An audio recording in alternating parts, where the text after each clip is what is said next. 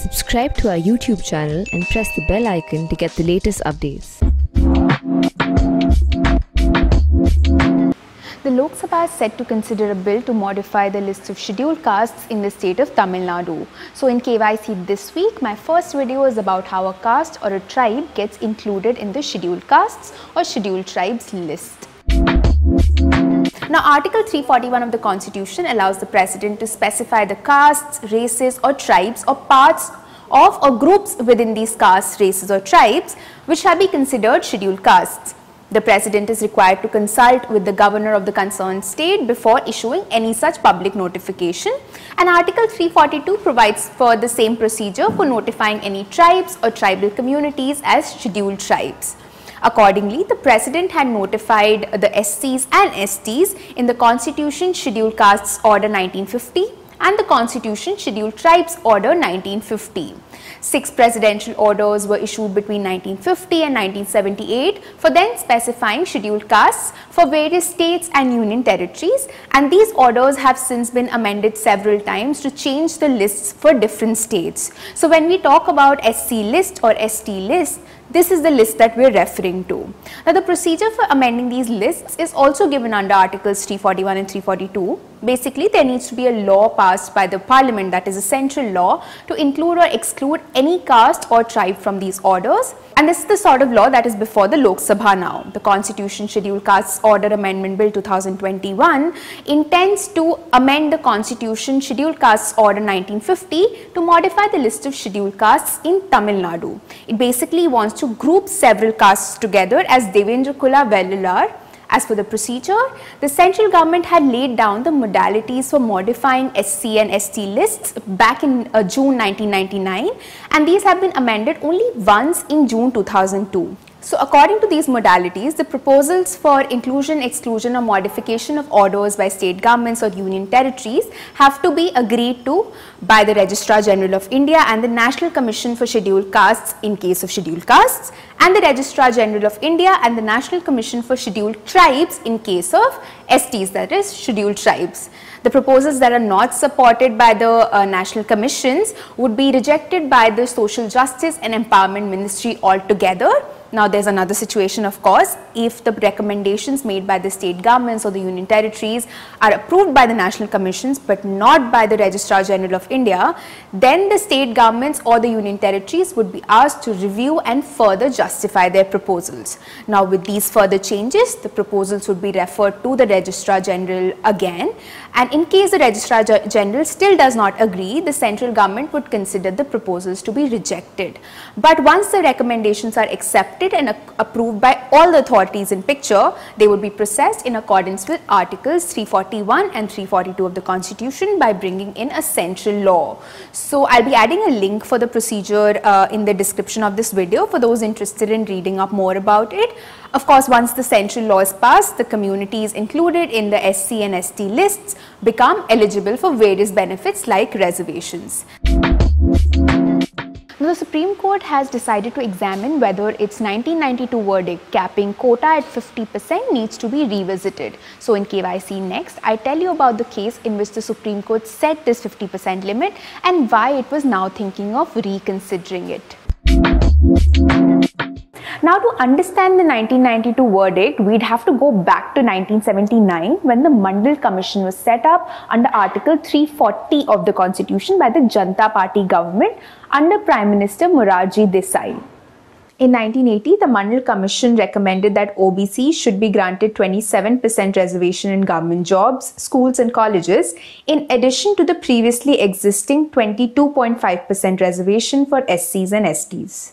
These recommendations were accepted a decade later by then Prime Minister VP Singh, but the country saw widespread agitations in 1990, leading to petitions being filed in the Supreme Court. A 9-judge bench of the Supreme Court then upheld the memorandums that had essentially implemented the Mandal report, and this judgment, which is called the Indira Sawhney judgment or the Mandal judgment, laid down 2 important precedents. Firstly, it said that the criteria for a group to qualify for reservation is social and educational backwardness. Additionally, the court also reiterated the 50% limit for quotas, saying that this was needed to ensure efficiency in administration. The reservations are therefore required to be capped at 50% unless in exceptional circumstances. Now, a constitution bench of the Supreme Court is currently hearing a challenge to a Maharashtra law, which essentially provided for Maratha quotas in government jobs and admissions in the state. The controversy actually surrounds the constitutional validity of Maharashtra's Socially and Educationally Backward Classes Act of 2018. Now, the Bombay High Court had upheld the constitutional validity of the quota, but the quota was reduced from 16 to 12% in education and 13% in government jobs. This ruling was challenged before the Supreme Court, which referred it to a larger constitution bench. Now, one of the issues with the Maharashtra law is that it increases the total reservation way above 50%. Now, here's a chart displaying the final reservation after adding the Maratha quota on your screens. As you can see, the addition increases the total reservation in government jobs to 65% and in educational institutions to 64%.